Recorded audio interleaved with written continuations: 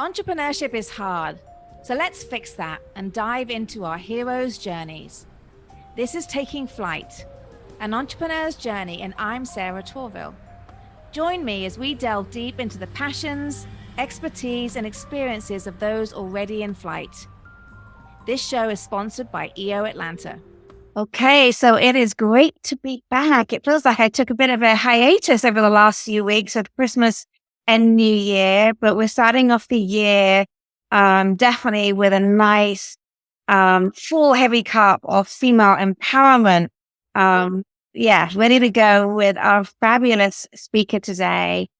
Someone who I've got to know quite well through EO Atlanta. I spent time traveling with this amazing woman, and I'm really, really excited for her to share her very unique story. So our guest, this person, this amazing woman is someone who has over 18 years of experience in real estate. She has a love for real estate, and it began as a child when her mom drove through fancy neighborhoods. And actually, I've heard her tell me the story, and I love it. And they drive through fancy neighborhoods on the water, and they dreamt about the homes that they saw. So what does she do? What does any good entrepreneur go and do? They go and make it happen for themselves. So she has done exactly that. And also she has a passion for others, creating wealth in real estate. So again, building on that passion of beautiful homes and making it possible for other people. And so she has a whole portfolio of real estate that people can retire on. In her free time, she likes to read nonfiction. And also, I know this as well, she rescues animals with her family. I wonder how she's going to tell us today how many of those animals she has in her house today. She is the CEO of Atlas Real Estate, which is a real estate brokerage selling real estate, investment wealth portfolio, and insurance. And this amazing statistic, top 5% of realtors in the world. And she currently has 54 doors in Atlanta. I told you this is going to be a full glass of female empowerment. So welcome today to Samantha Hayes. Hey, Sarah. Thanks for having me. I'm so excited to be here. Oh, you're welcome. I mean, gosh, it's like I'm excited to have you on the show as well. And I do think you've got a very special story, and it's a very heartfelt story as well. And you've really turned something incredible into many businesses for yourself. So let's get right into it. Yeah. And really, we always want to understand, what did someone get right to allow us to see maybe an approach that we can take in business. So maybe you can share with us, when you took your first flight into your entrepreneurial journey, what did you get right? Yeah, absolutely. The way that I kind of approach life, just personally and professionally, is I'm always extremely on purpose, and I call it life by design. So, I basically eliminate or delegate anything I don't like to do or anything I suck at, and anything, and that makes time for the things I love to do, right? So like an example of that is about 10 years ago, I just hate email. I just think it's such a waste of time, and my email inbox is like a black hole. So I created this batching system where my assistant at the time, and my operations manager still does this, they batch me throughout the day, the important things, and then I just respond to that one message, and then I don't ever have to go into email. So so I just kind of have designed my life kind of how I want it, and I kind of break rules. Like I just started reworking out again, thank goodness. And instead of just doing like cardio, which I find super boring, I love dancing. So on my calendar, instead of workouts, is dance party. And so when I wake up in the morning, I got my weights, I do my weights, and I do my dance party, and it doesn't feel like working out. So I just kind of design it how I want it. Okay, life by design. Is that what you said it was called? Mm-hmm. Yeah. And I do know that about you. I remember when we first joined an EO forum together, you were like, someone mentioned email. Yeah. And you were like, ugh. And I'm someone who, obviously I've got better. I'm now using Slack, and I'm a bit more trendy about WhatsApp, etc. But so I get it, and I get the fact that we feel maybe it's a burden on us. But how do you? So when you say you design it the way you want it, I suppose, like you said, it's about having good people around you and letting them know what works for you and what doesn't? Is it as simple as that? Yeah. I mean, a lot of it is scalability, right? And so I'm always thinking about, okay, when this is 10 times bigger, how is this going to be? So I try to design it in the beginning, how it's going to be in the end. Right. So like with my batching, Robin, my amazing operations manager, goes through my email, and she we've been working together 7 years now, but obviously that wasn't always the case.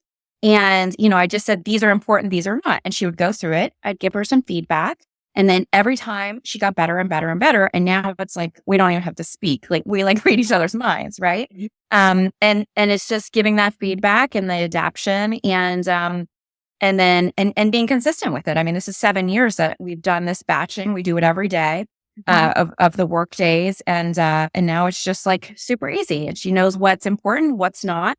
And that it takes a lot off my plate so that I'm able to do my highest and best use, doing other things in the business. So does she then, when she's told you what the key items are in your email inbox, does she respond on your behalf and she's managing that for you when you're out and about and knocking on all those doors and selling more? Yeah. So basically she sends me a text message and it'll be numbered and like, okay, this person wrote you, this person wants to set up a lunch, blah, blah, blah. And so sometimes I just say, hey, can you set it up for blah, blah, blah, put it on my calendar. Or sometimes if we just have like little shorthand. So if I want her to write the email for me, I put in little quotes and I would say like, hey, Sarah, yeah, I'm ready for lunch on blah, blah, blah. And then she just sends that email as me and it's exactly my words. And that's just our little shorthand. And it's just, a good communication between the two of us. Okay. So have you ever considered that an AI bot might kind of might do that job for you? AI is my nightmare. I am super not embrace AI yet. Like I do love ChatGPT, but I need more information on the whole AI thing. But I find if a really good person is so much better than technology. Robin and I have gotten so close, and if I'm having a bad day, she knows it. It's just like she's my yang to my yin. I mean, we're just and she's so detailed, and she's a math girl. Thank God for her. And it just kind of balances me out, all my weaknesses she has and vice versa. So, amazing. Yeah. Okay. And how did you find her? Like, was it a special way that we can go find this incredible? So this is hilarious. So, I was at a barbecue at a pool and, this is super long story, so I'll make it short, but, I met her the year I graduated from college. One of my college buddies had invited her to a wedding. They knew each other from Miami. But then I ran into her again at a pool barbecue. And my assistant at the time was going on her honeymoon. And so I said, hey, Robin, do you want to come on for 2 weeks while she's on honeymoon? And she did. And she was fantastic. And I didn't really have a position for her, but I always do this with talent. When I find them, even if I don't have a position, I put them in. And I said, would you like to come work for me? And so she did. And then sure enough, my assistant at the time got another job at Sotheby's. And then Robin came full time and she's been with me 7 years now. So it just was kind of meant to be. Okay. Sounds like, yeah, it's a very great match. And, but I know of the designing your life intentionally. So that's some great advice there. So, I would love to know, so obviously Robin's been a great co-pilot for you, but are there any specific people that, not just obviously who they are, but what they've done to really kind of help be a great co-pilot for you as you've navigated your journey? Yeah. Well, it's interesting because I kind of flew solo for quite a while. I mean, I was an only child. Then I left home at 17, went to college, graduated at 21. Moved to Atlanta, did not know a single soul, and just was doing my real estate thing and loved it and was traveling solo. I mean, going to Brazil and all this stuff. And I just was loving life, right? And then I kept thinking about retirement, and I always wanted to retire on the beach. So in my visions that I'm all having about my retirement, I'm sitting on the beach and I'm like, all right, I need to focus on who's going to be sitting with me, on this beach, because I'm not going to, be sipping the Mai Tais solo, right? I got to have a partner. So I started being intentional about that and going on a lot of first dates. Just because I'm picky, I didn't get to the second date very often.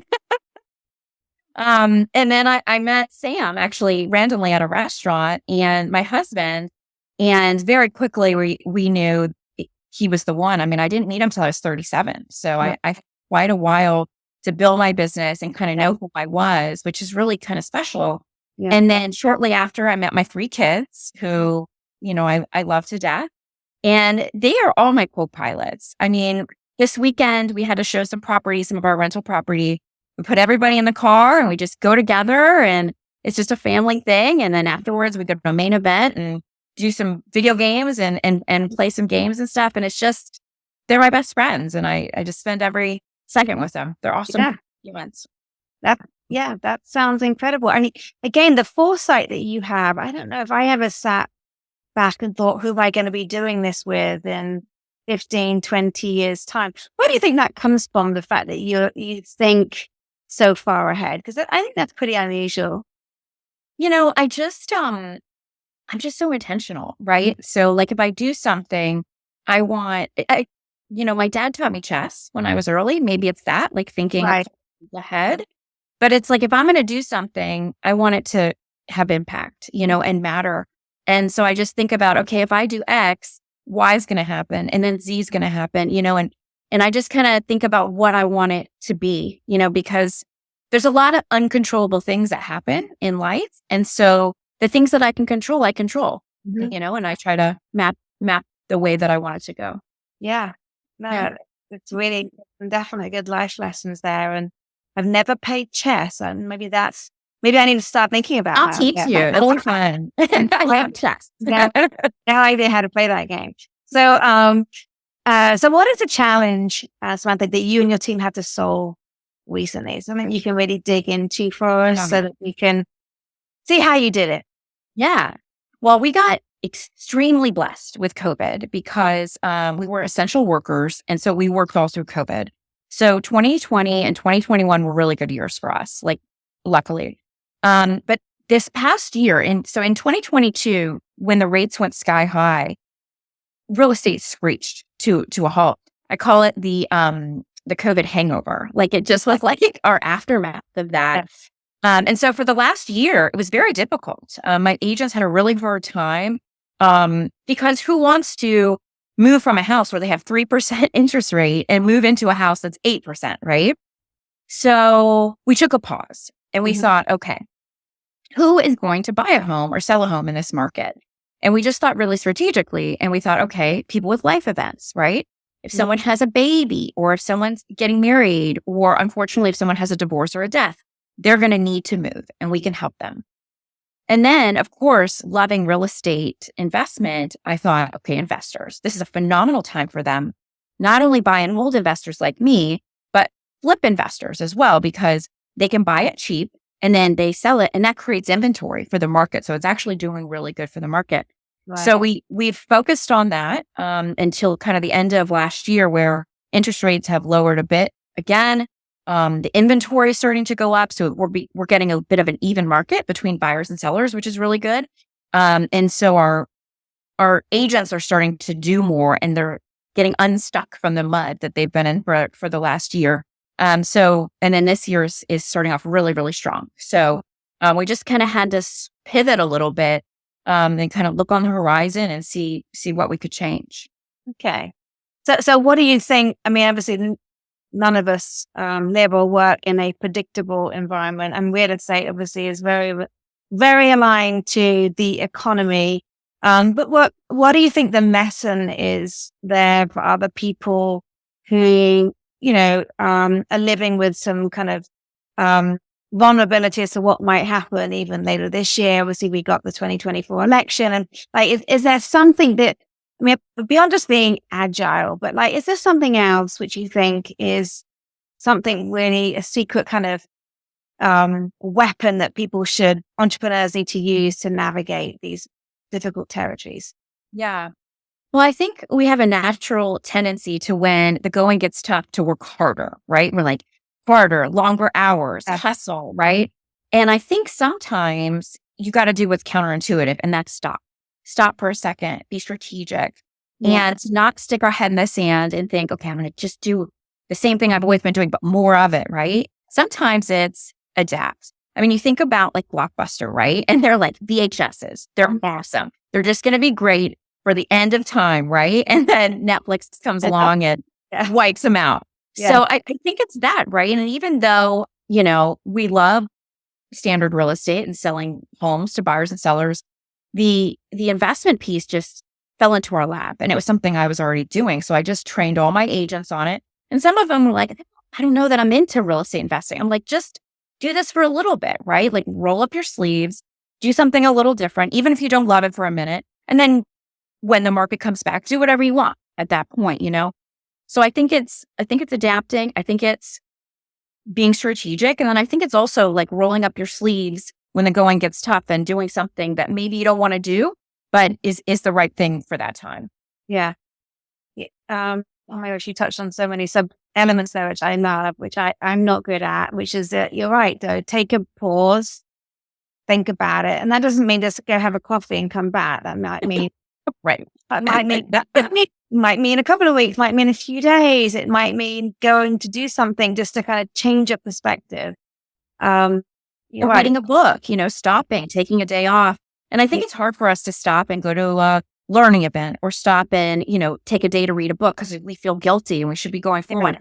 But it is going forward. And it is even rest. I've really worked on that lately too. Rest and rejuvenation can really go a long way because it helps your brain rest and then come back. And then you might have little nuggets that you didn't think of before. I 100% agree. Great advice, especially with the American culture. I mean, I really mean that though. It's definitely at a faster pace than I've ever experienced, and takes getting used to. And so, but people who don't know any different just know that this is a very fast-paced environment. And so you're right, we've got to take care of ourselves to be creative, to be strategic, to keep growing further. So I really, really like what you just said then. So, I mean, you mentioned, you know, go to an event, read a book. Like, is there a book? I know you're an avid reader. I think you have any books on the go at one time, which I can't understand. Again, like I struggle with, I've got too many podcasts on the go right now, which I'm a bit like, oh gosh, I got to just kind of complete the podcast. But you're a bit like that with books. So tell me, like, is there anything like really sticking out to you right now? Yes. Yeah. And so I try to read at least a book a week, sometimes end up getting two. I'm going to give you my three. I have to, it's like picking my favorite kid, right? Like picking my favorite books is really hard because I love books so much. So I'm going to give you three. So my three like all-time favorites are Principles by Ray Dalio. Okay. Phenomenal book.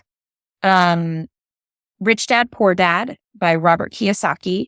That is just the basis of passive income. And that's how I bought my first house umpteen years ago and just really got into that.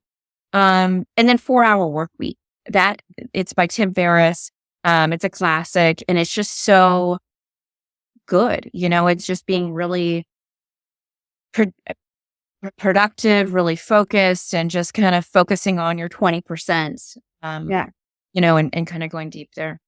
You mentioned The Principles. Is that what it was called? The first book? What is it about that book what kind of principle? I haven't read it, as you can tell. Oh, it's so good. So, years ago, I was really, blessed to meet Tom Bilyeu, who, started Quest, nutrition bars at an event I was at. And this is his favorite book. And I had never read it and I read it. He actually had a whole list of books that I read that are phenomenal. If you check out his website, he's got his books there too. But so Principles, basically Ray Dalio is the owner of Blackwater, you know, the financial institution. And these are basically his work and life principles. And it's so cool because he's so systematic that everything he does, he puts in a bucket like, oh, that's another one of those.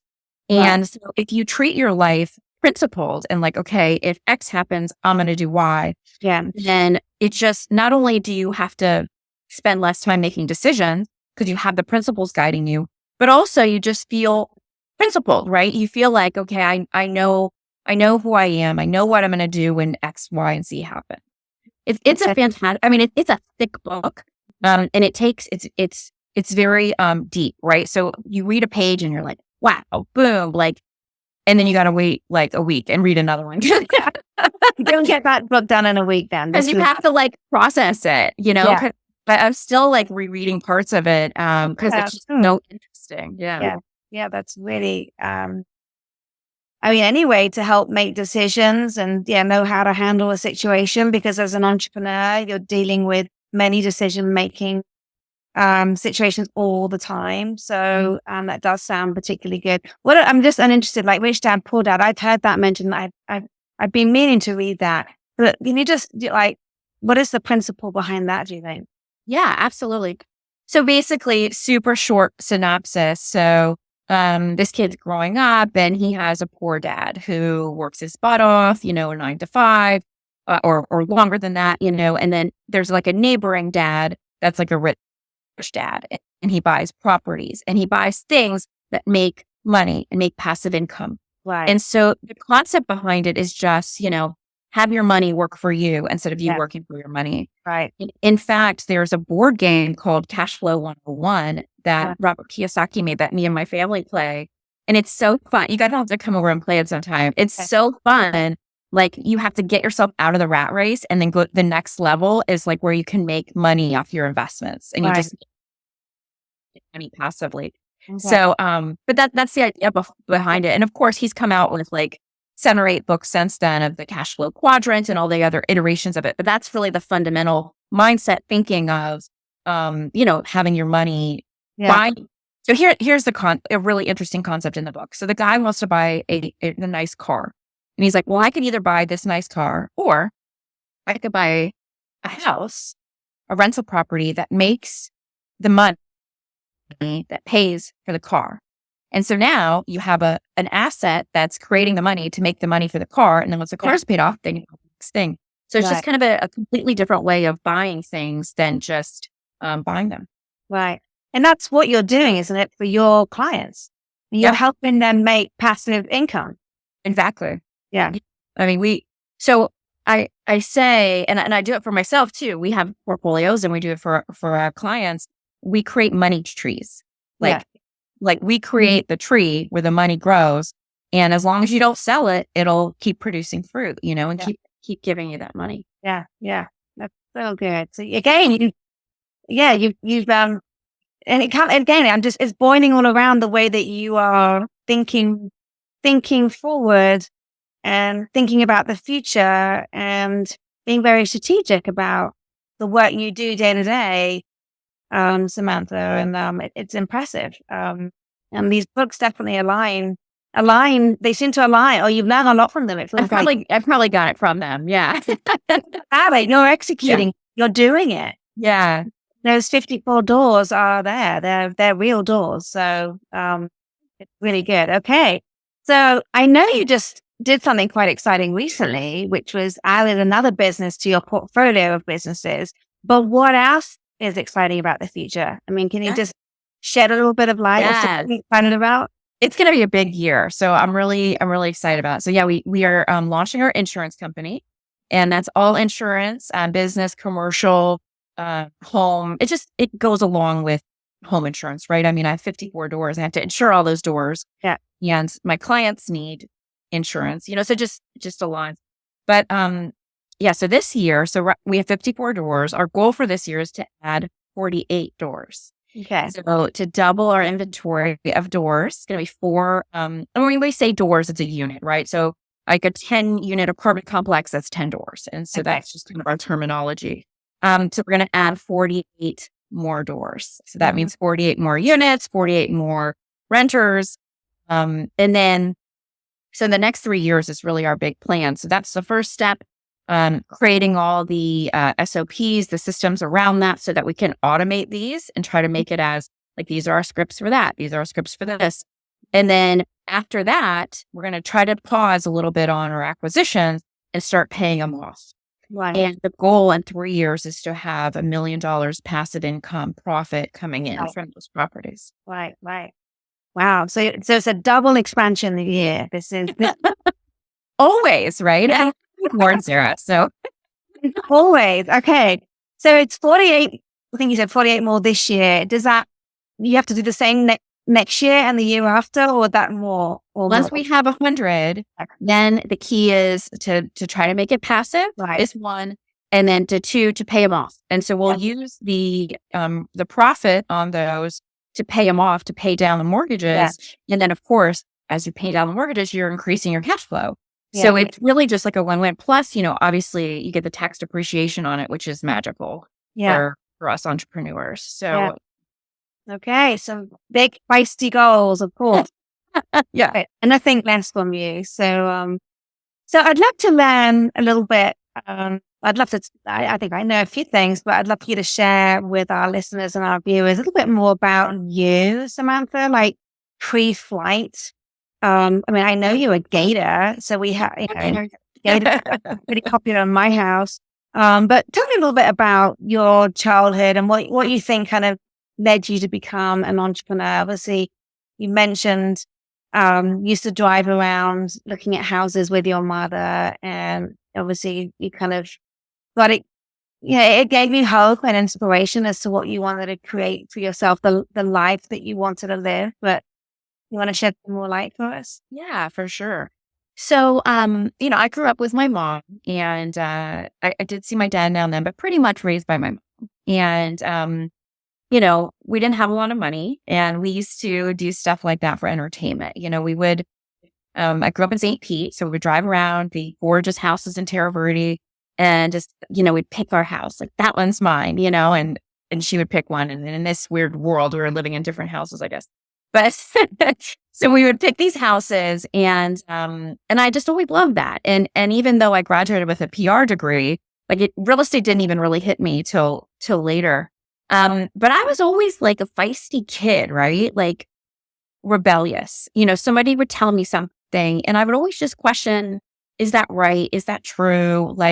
And I always kind of stuck up for the underdogs for some reason. Right. I just, if someone was being bullied or picked on, I felt like I had to protect them. So, fast forward, I get to college, I did a PR degree. And then I was doing public relations at Children's Healthcare of Atlanta, which is a great company.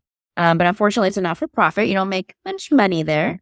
And so I started doing real estate part-time. And then I just loved it. I loved it so much. And I've done it 18 years, which is so long, when you think about it. But, it's funny because as a woman business owner, I think it's a little bit different for us. And there's a lot of similarities between us and male business owners. But there's one kind of weird thing is that if we want to be tough, then we're the B word, right? And it's hard. And so, and if you're too soft, people run all over you, right? Yeah. So I jokingly say I'm like an M&M. I have my tough outside, but inside I'm very warm and gooey. I'm just like a softie, right? Yeah. So I think it's a different challenge for women, and it has been confusing for me as I've built this business. And I just finally decided my phrase that I keep coming back to is unapologetically myself.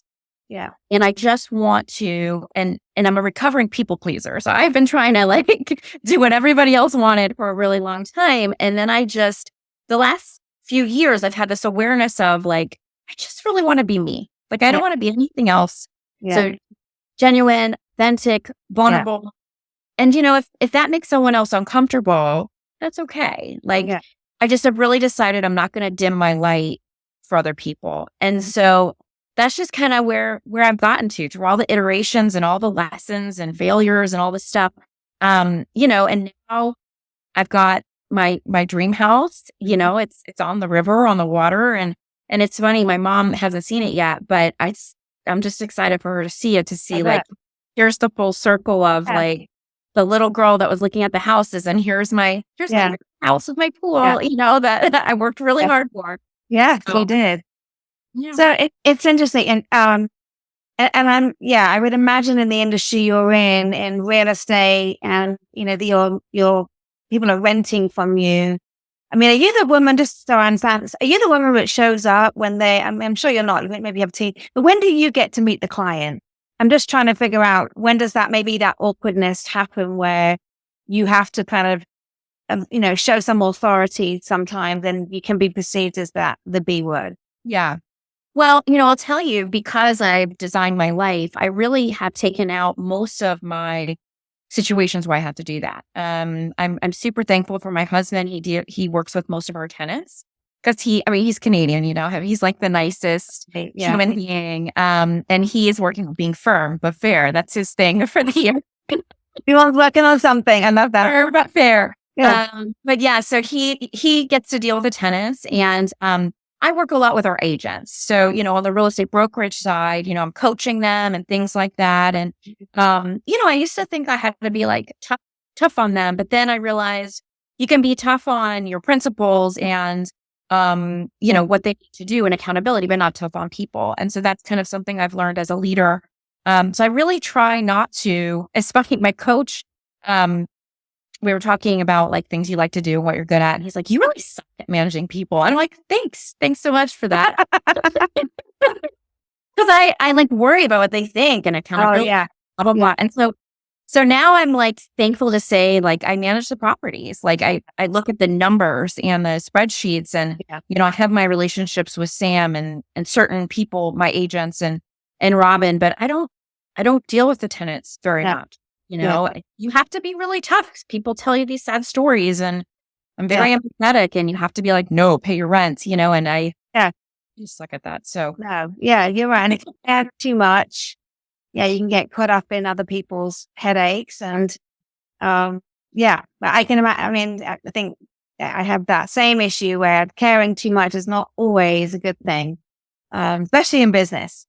Yeah, that fine line that Yeah. And it's interesting. I've seen it since having a new business partner. He's a guy, he's a great guy, Dave McMullen. Many of you know him, but watching him like navigate meetings as a guy, and then me and what I've seen and how he communicates and how I do, it's just it's just a very different style and the different reactions people get. And there's just a lot of work. I mean, I don't want to be that person which bleats on about the issue, but we've got such a long way to go still before it really does feel fair. And that's nothing meant to be unfair to the male population. It's just, women. Different issues and pressures that they have to deal with. This is just one that we deal with, and I think us being different is fine, right? It's fine. We're different and we do things different because that's what makes us better. Like not better. That sounded bad. That not better, but also makes us good, right? Like we're empathetic and we're caring and loving. And there's a book called like The Love of Business, and it's about Heart of Business is what it's called. It's about leading with your heart, and I think a lot of us do that, And so it's we can learn from them. Oh, I agree. Definitely. How they run, and they can learn that vulnerability piece, which is empathy piece. Yeah, no, there's so much learning. I love it actually. So you raised some really good points. So present day, I mean, I want to understand what impact, I mean, do you think, I know you talk about passive income, which I think is a really interesting topic. Is that the main like impact that you think you make? Is there, and that's good. That's big. I'm not trying to trivialize that, but I'm just trying to understand, like, what do you think is the impact you make with your clients? Yeah. So it's twofold, right? So one thing that Sam and I do, so, we're taking these homes, they call them blighted homes, and they're just ugly, right? Like they're the house on the street that you don't want to look at, that the neighbors hate, right? We go in there and we take it and we fix it up and we make it cute, and we have someone move in and make it a home.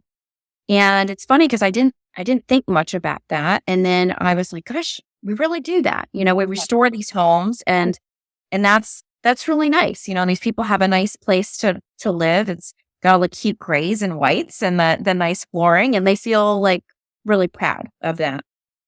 So that's obviously one thing. And then, with our portfolios, it's the cash flow, but it's also the legacy piece, right? So we try to give people freedom and a legacy with these portfolios. So basically what we do is with high net worth individuals, usually someone with at least $1 million cash, we can do 500,000 cash depending upon the variables.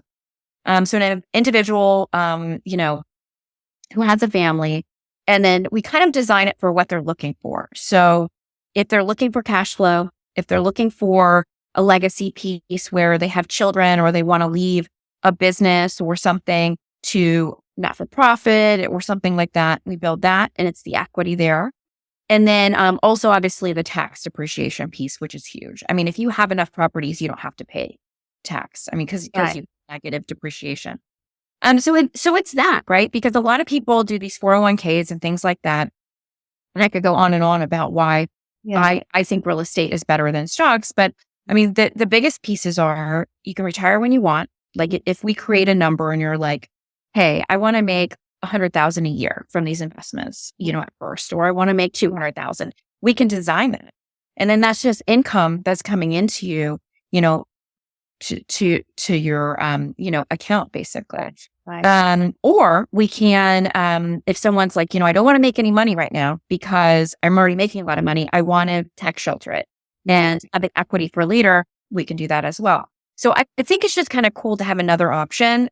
And eventually I want it to be kind of a disruptor where it's like, okay, you can put some in stocks, but really real estate. And 90% of millionaires make their money through real estate. Like we already all know that, right?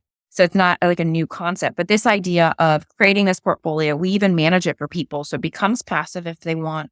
It's just kind of a cool, fun thing because I've always done it for myself, and figuring out how to do it for others who were interested in it was something I've been working on. And it's been really cool. Yeah. Very, very impressive. So these are, like you say, high net worth individuals. But it's interesting. But you're buying ugly homes. So these people have no intention of living in them. It's really, so you're kind of serving both two extremely different sides of the market, aren't you? Yeah. Yeah. Yeah. It really feels good. I mean, I love real estate. I'm obsessed with it. And also like what we're doing, it feels like it's for the good. Like it's good for people who want to rent a nice home, and it's good for, entrepreneurs like us, people who sell a business and they've got 5 million and they're like, well, what do I do now? Right. Yeah. And you can invest in something that's essentially a money tree. I mean, here's your money tree. It's not, SpaceX stock or this or that, which, obviously everybody diversifies, but it's a chunk where it has a lot of good benefits to it. Yeah, that's right. So just a question on that. How do you market yourself though? When you're talking to two very different individuals, are you marketing to the high net worth individuals or are you marketing to both? Also to the people who are, looking to rent a property? How do you handle that? It's so different, right? So renting a property, we just list it. And basically the property does the work. It's cute, Right. basically pictures. Okay. For our real estate business, it's word of mouth. I mean, like 87% of our business comes from referrals and repeat clients. Right. And that's just doing good work. I have really phenomenal agents that work with me. And they're such great, kind, empathetic, good humans, and that's really who we hire. And the product just speaks for itself. It's like, once you see, oh my gosh, I'm getting cash flow, you're like, yeah, I like this. It gets a little addicting. You're like, I want another money tree. Yeah. So it's, so that's what we've done so far. Like, we're really not doing any big marketing or anything like that. And people just come back and they tell their friends and stuff like that. Okay. That's great. So, this is my favorite question. And I think everyone probably knows this right now. So if you were going to do this all again, Samantha, would you do it over again? Yeah. So philosophically, I would do it exactly the same, every single thing, because I really feel like challenges are growth.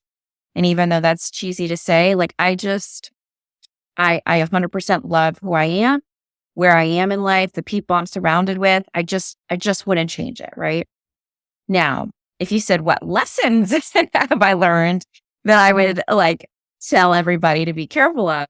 I thought about this for a while, and it's funny because I am not a micromanager. I'm like the opposite. I just like to give people stuff and let them run with it. Like the more autonomous, the better.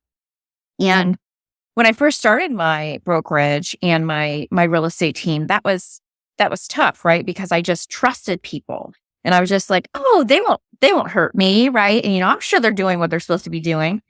So my lesson would be inspect what you expect. And because I had people steal a lot of money from me, I've had people do bad things, talk behind my back, create toxic culture, all those things that you just think, oh, these are good people. They're not going to do that. Right. And I mean, gosh, this is like 15 years ago now, but, and you learn from it, but I realized I gave them a little too much rope, and that me and my kids talk about a trust rope. And so we say, you start with a tiny, tiny little bit of rope. And each time you do something good, you get more rope and eventually more and more rope. And if you mess up, you get a little less rope. Yeah. And that's what I do now with my employees and the people that work for me. It's like, we're starting out, you're awesome. And here's your rope, you feel free to earn more. And that works really well. So it just kind of adapting the just like, here's everything. Here's my passwords. Go get it, Yeah. That didn't work so well. I was surprised to know. But so that's one of the biggest things I think I learned. Yeah. Yeah. And that is something that you learn, isn't it? It's like, unless growing up has been very, very challenging and you kind of grow up feeling like you don't trust people for something that's happened to you. But other than that, you've had a fairly generally good childhood. Yeah, you think everyone is in support of you on your side. And then you unfortunately realize that is not the way the world is. It might be with, a large group of people, but then there's surprises along the way, aren't there? And yeah. I'm glad you're teaching your children that too. That rope analogy is a great one for kids to kind of wrap their heads around as well. So, okay, I'm glad you would do it all again. And I need to ask you that question again in like 10 years time. I'm sure you're going to keep saying yes. I'm sure you're going to keep saying yes. So what about outside of work? Like, what are you like doing? You got to tell the story about the number of animals in your room. It's like, oh gosh. I experienced it. I witnessed it and I was like, oh my gosh. Like, I see your posts, like you're saving animals off the street. You bring them home, you try and get them better. You take them somewhere. I mean, come on. I don't know how you have the time to do this, but you do it. Well, I just love animals. I mean, I had animals as a kid. I just, so we have a few animals now and, amount. And, no, it's crazy because, my leaders in my real estate brokerage, they're like, they just find you. It's like, they know that you're going to take care of them. Last summer, we have an Airbnb on Lake Sinclair on the lake. And, we went over there, we were fixing it up with our kids, and Isaac, my son, looks under the house. And he's like, there's something moving under there. Sure enough, 2 baby kittens were just abandoned there by their mom because their eyes were infected, completely closed. We happened to have one of the catch traps with us that just kind of, you put food in and it closes down. And we got them and we were going to adopt them out, but their poor little eyes were scarred and we had to go through all these things. And we're like, nobody wants a little one-eyed cat. So we ended up getting 2 more cats. So those are the last 2 that we adopted. Okay. But then we were at one of our, and most of them we find at our properties and in the neighborhood because we do a lot of affordable housing. So the last one we got over Christmas, like that's what I saw. This guy had just it's a sad story actually. It's an older man and his grandson had passed and in a car accident actually, like super, super sudden. It had this dog and the guy couldn't take care of it. Couldn't even walk down the stairs to feed it. Right. He had tied it to a car and they were semi-feeding it on and off. They had been there for a while. We finally talked the guy into like giving it to us and we took it in. They were so hungry. Oh my gosh. It was a sweet little Rottweiler. Right. And I just posted it around and I found a really great home for it. It was this single woman and it's funny because someone came to look at it before that and the dog was like was not having that person. Right. Just saw this person like tail wagging. It was like love, like little hearts. And they just fell in love. And then she came back and got him and they're probably happily ever after. Right. Yeah. So that's so wonderful that you saved that dog and found him a home as well. So yeah. It's just, it's hard because I want to save them all. Yeah. I don't know if you've ever heard that. The small little story. It's like this guy is picking up starfish on the ocean, on the beach. And he picks one up and throws it in. And there's like all these starfish on the beach. And this guy's like, you can't ever possibly make a difference. There's so many starfish. He takes one, throws it in. He said, makes a difference to that one. Right. And like, that's literally what I Yeah. think about these animals, you know, like Yeah. I can't save them all. Like I can't, you know, but I saved that one and I like that. So I really like that too. It makes a difference. Yeah. So very nice. I love these stories. Thank you for sharing these. So, and just, I know we've been talking a lot about an EO recently, obviously the Entrepreneurs Organization. You and I are both on the board of the Atlanta chapter. Are you able to kind of shed any light, Samantha, about like what kind of ROI EO has provided to you? I know you're very involved in the chapter, and you and I have gone on some great trips, and you go on educational events, and you're learning, etc. Just I wonder if there's anything specific that you might be able to touch on where you've really seen the value in the organization. yeah. So it's funny. I'm sure I've seen it quantitatively, right? And I could probably I'm in a real estate forum, like an industry forum, and that has really, really helped my business. But I'll tell you the biggest thing for me is just the belonging, right? It's my first event. It was actually an EOA event. Because I didn't realize I could put my two businesses together, and it was, you know, quite a bit over $1 million. And so I ended up in EO, but I was at an EOA event, and I was sitting at this table, and it was happened to be all women, which doesn't happen all the time, but this was the scenario then. And I'm talking to these women who are CEOs, and it just was these high level, amazing conversations with like really good human beings. I was like, where have these people been? You know, like being a CEO is lonely sometimes, right? Because you just you love your people that work with you, but you're the one making the decisions. You're the one who's responsible for all the people's lives that work for you and their well-being and financial well-being. And it was just like I felt seen. I felt like these are my people. And then I went to the happy hour afterwards, and Doug was like, "Oh, you can join both businesses." And I'm like, he's like, "You're an EO." I'm like, "Great." Yeah. So, and then ever since then, I joined the board really quickly. And so for me, it's really just the people. I mean, it's just, you know, we're gritty, like we're rebels. Like we worked really hard to get where we're at, and we just scraped our way from the top, the bottom, right? And a lot of us have these like really interesting stories of overcoming big stuff. And I love the brains in these rooms. They're so smart, and then they have these really great hearts. Yeah. So for me, it's just like it's like a thing. Like I go there and I'm like, these are my people. Yeah. I love what you said, the belonging. Yeah. That was a critical word, I think, for EO Atlanta last year as well.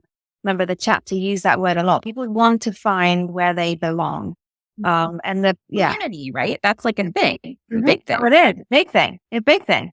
Yeah. I mean, because if you work for a large corporation, you go to work every day in your large corporation, and there can be hundreds of people around you, and you kind of, those are the kind of people that you kind of gravitate towards because they want similar things out of the type of corporate life they want. Whereas we don't, we sit on our own, or we're out on our own, driving around doing our job, whatever it is, mainly on our own.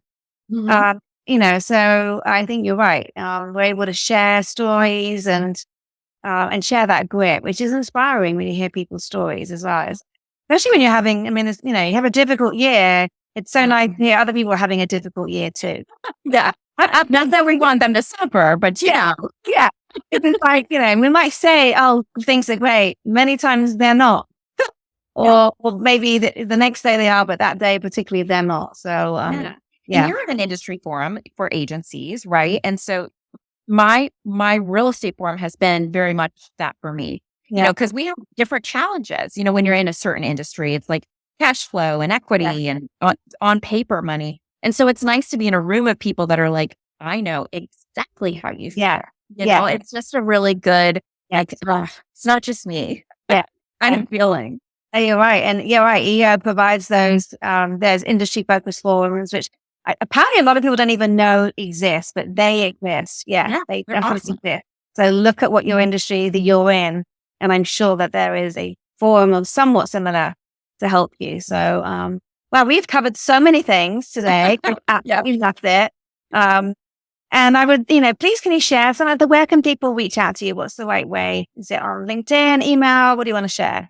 Yeah. I'm going to give my cell phone number. It's funny. I was at a training event last week and the guy put his cell phone number in a book that had sold 4 million copies. This guy, Bob Gall, it was an amazing event that EO did. And he's like, the conversations he had and by being available were just amazing. Mm-hmm. So my cell phone is 404-808-9597. So call, text if you want to have a conversation or anything. Yeah. Don't send her an email. Because you can, but I will. Someone else will read it. But it will be finalized until her AI bot takes over. Right now, it's like an amazing individual in the office. So, only joking there, Samantha. I know you respond to email too. So, well, I mean, this has been an enlightening conversation. I love your life is so rich of many things, and I love the fact you designed your life the way that you intended to, which is pretty impressive. So I can imagine we're going to have lots of questions for you. So yeah. And I know that right now you're leading the EO women's events as well. So that's something else that you're really taking the charge on. So I'm looking forward to my EO women's chair, I guess is the official thing. Okay. Do some dinners and then, and this really cool idea, this is just an idea that I got last week. So it's like half baked, but I really want some of us women entrepreneurs to mentor, like middle school and high school girls. Yeah. Because a lot of them are going through hard times like some of us did. Mm-hmm. And I just think that'd be really cool. So yeah. I think I'm working on something like that. So if anybody has any thoughts or resources for that, I'd love to hear about it. Yeah, that's it. Well, let's talk about that for sure. So, well, thank you so much, Samantha, for joining us today. Yeah, thank you, Sarah. This has been awesome. It's wonderful. You're amazing. I enjoy it. I think what I enjoy the most is learning from people like yourself. And I genuinely mean that. I really do. I think about all the things that you shared, and it's like there are so many nuggets of knowledge that we can take from all of these podcasts, and you definitely provided many today. So I'm really grateful. Yeah, and I I'm an advocate for really just helping other entrepreneurs just figure things out and lean on each other and try not to make the same mistakes that we might have made before. So I think you've definitely done a good job. And so this has been another very exciting episode today. I really encourage everyone to listen. Apparently our numbers are high when it comes to actually watching the podcast. So great. I encourage you to do that. I put on an extra browse. So did Samantha. All is good. Coordinated. Yeah. On accident. Coordinated. And thank you everyone very much for joining us. And so that wraps up another episode. Thank you for joining. For show notes and other episodes, visit us at takingflight.live. For more information about EO Atlanta, visit eoatlanta.org. Special thanks to the following sponsors: